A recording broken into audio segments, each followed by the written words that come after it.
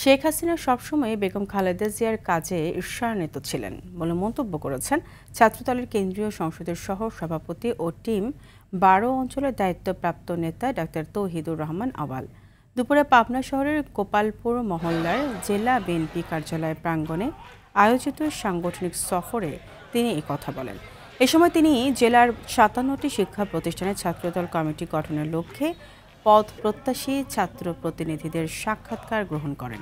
কেন্দ্রীয় ছাত্রদলের যুগ্ম সম্পাদক রাজীব আহমেদ, যুগ্ম সম্পাদক মুকসেদুল মমিন মিঠুন সহ স্থানীয় নেতারা এ সময় উপস্থিত ছিলেন।